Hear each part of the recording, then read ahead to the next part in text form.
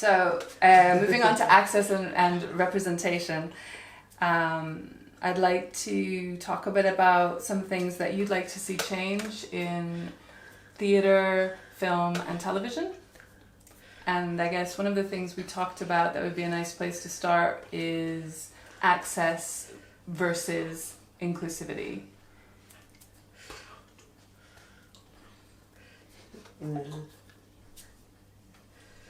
Yeah, because for me, access is like, in terms of theatre, access is just like an interpreter on black on the site where they probably just ask them very last minute. So it's like, yes, I can access the information, but I'm not feeling included. So for example, inclusivity, that word, would be maybe asking the interpreter to come in the rehearsal, get them to be integrated, like standing next to the actors, so I don't have, my eyes doesn't have to travel far, and they're filming in costume. But not only that, maybe having deaf people to promote the materials, like making them to do a BSL video. So I think, so you're including deaf people, maybe making them the BSL consultant for the interpreters, because we are expert in deaf issues and we might be aware of things that other people might not be aware. So I think that's, for me, is inclusivity, and I want to see more of that in the theatre. And God forbid, casting a deaf person.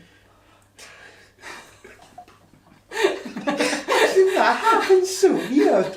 That there's a couple of shows here in Scotland where interpreters acted in roles that could potentially have gone to a deaf person. Some of them I don't understand, but the others I don't quite understand as much, so that was a bit weird. Yeah, definitely. What else did we have? So not just making, what you've touched on there is not just making things accessible for the audience, but also for people who work on the show. So if there is a deaf person working on the show, you know, thinking about the production staff, technicians, having access for people that are involved in other parts of things, and encouraging people to have those roles who are deaf. I think some theatres just totally forget to think about deaf actors, that they focus so much on accessibility for audience. They just sideline deaf actors. So I would like to see both of them to focus was that word, focus on both sides. And I don't know any deaf stage management or any deaf backstage crew, and I want to see that change definitely, but it's just not accessible at all. One of the reasons how I became an actor is because the Royal Conservatoire of Scotland have started doing a BA performance in British Sign Language and English, so it's an accessible course for us, but going into the real world, it's not that accessible, especially in Scotland. But I'm hoping that will change soon. So too. Yeah, because I'm working quite a lot in England. But I think because England had a head start, they've already had deaf actors for like 15 years.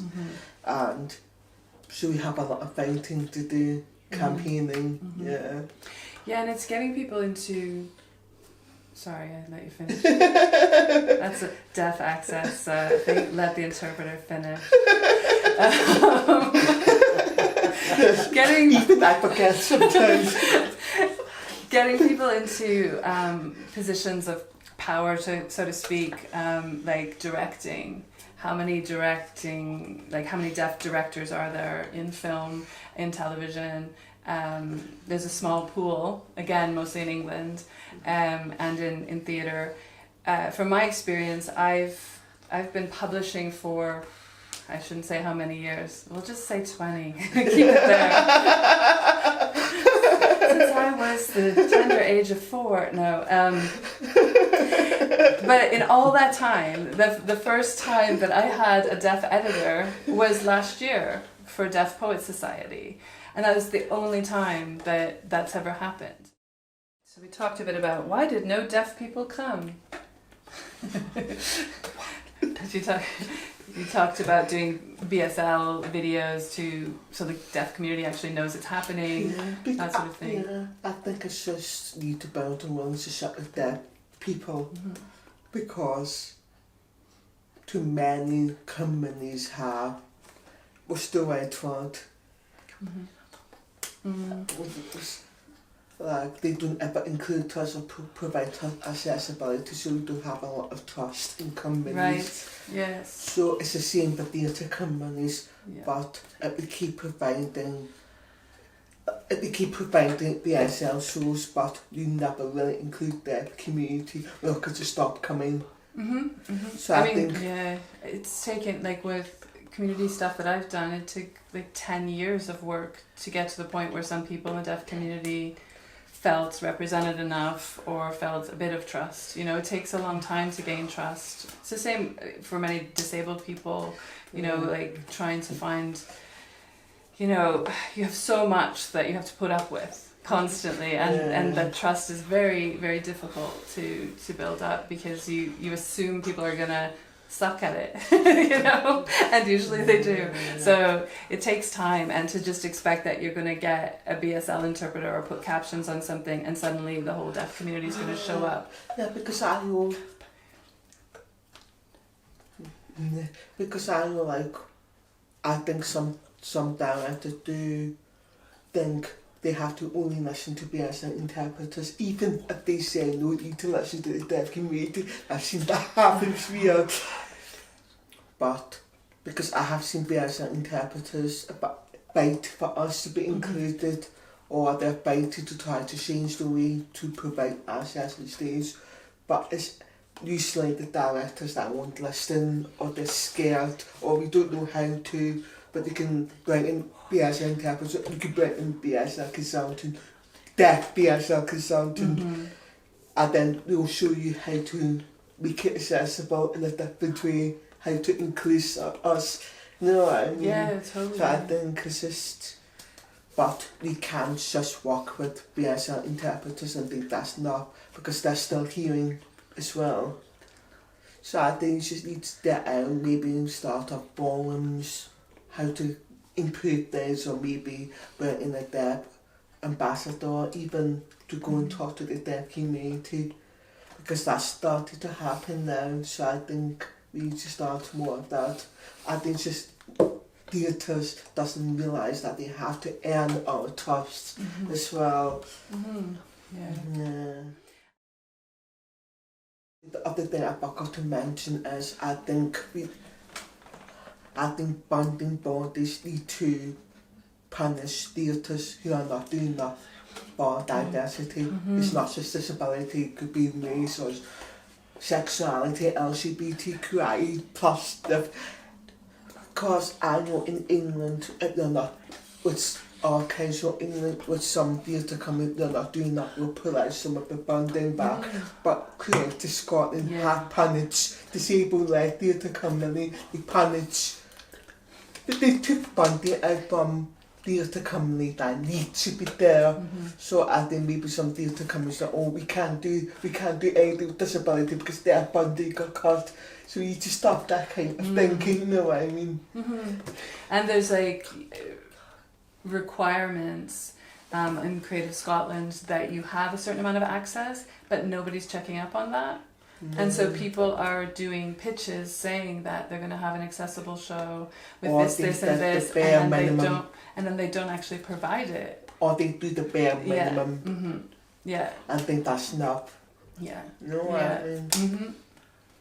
Because it's not easy on interpreters, because they have to direct themselves, they have to do the translation themselves, they have to do everything themselves. Why not bring in a BSL consultant that then we can take some of the burdens off, or you know what I mean? Yeah, and to be expected to... Because directors don't know how to direct interpreters, and they don't know how to direct deaf people sometimes. They're like, how do they do what? And they're like, oh my god. You know what I mean?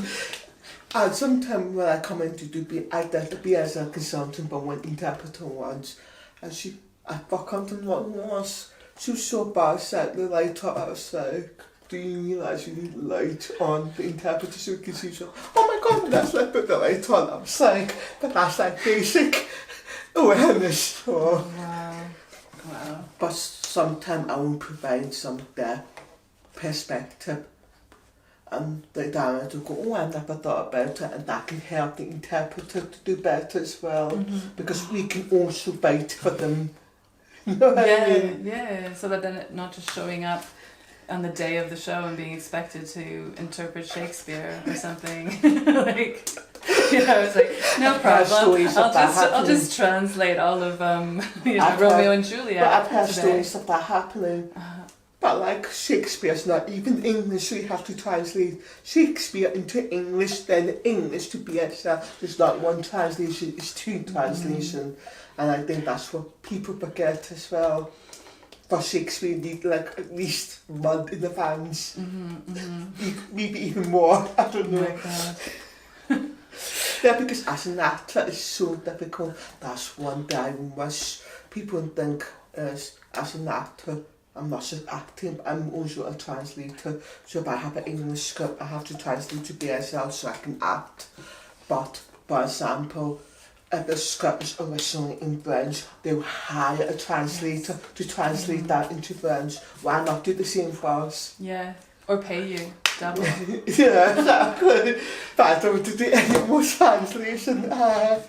But yeah, that's a huge burden to have. Not only do you have to so learn your part, but you have to actually create it. In that's why at home I have to focus more on the translation. What I should be focusing on is just maybe memorising my lines. But I don't get a lot of time to do that. That's really interesting. Yeah, so. And shit. Is there anything else you want to add to access and representation? Well, representation is very important because there's a lot of creeping up or deaf mimicry. Mimicry. Yeah, mimicry. Right, so people pretending to be deaf. There's a lot of that on film and television, isn't there? There was one I heard about a deaf person got turned down in favour of a hearing person, but they had the cheek to ask the deaf person that they should turn down to advise the hearing person how to be deaf. And I was like, oh my god, no. And there was another part where they had a deaf person, a hearing person play a deaf person, but it was so obvious to the deaf person that they're not deaf. For example, she was be shutting out and there was like a dog barking, but you see the subtitle even say being dog barking. She was like I'm like, I barely hear everything, never mind of being dog barking. It's like not only we're taking the job opportunities from deaf people, they are not authentic either. So it's a very difficult line. Yeah. Do you find that's happening in theatre as well, or is it more on film and television, do you think? In theatre they just don't, in Scottish theatre they just don't have deaf characters anyway, so it's none of us to crap up for that. Right. But in England, it's, being deaf and using BSL is quite in trend at the moment. That's the right word to use. So I feel like in England there are a lot of opportunities for deaf actors, but the issue in England is there's not a lot of training schemes. Okay. So I would like to see more of that happening. So it's like Scotland, we got a university that can, a drama school that can train deaf people, but it's not a lot of opportunities. But in England, it's the complete other way round. Just like it's weird. That's weird. Yeah, you get most of your work in England. Yeah, in Wales, England and Wales. Do better, Scotland. But like, it's funny because in Scotland, well, especially Glasgow, they're doing quite well for integrated interpreters, especially like bus cards and NTS, they're doing a lot more. So it's been really good to see that, but I want to see more about the deaf actors as well. Yeah. Yeah, because in Scotland, we normally tend to see two interpreters, which really because interpreting, the quality of the interpretation will decline naturally because it's a lot. But interpreters, that is a lot to process, to retain the information, then to sign it. But in England, I tend to see one actor, one interpreter for the whole show. But that's just it's basically mentally demanding for them. So the quality will drop off about after 20 to 30 minutes. So it's like it needs to be more awareness on how much interpreters actually do to translate a show. And I think something that we missed out before that we were going to talk about was being specialist interpreters. That you can't just call up any BSL interpreter to do theatre, for example, or poetry, or you need someone who knows the that can be quite subject difficult because that you ideally if a play is about, say, a play is about black people. The stories is about black people. You want to have a black interpreter, especially all the cast are black. But the issue is, do we have any black interpreters in Scotland? So it's like, how can you? So maybe have to go to England, but that's an extra payment period. Because accessibility is not cheap. It's not. So we need to think about it from the beginning.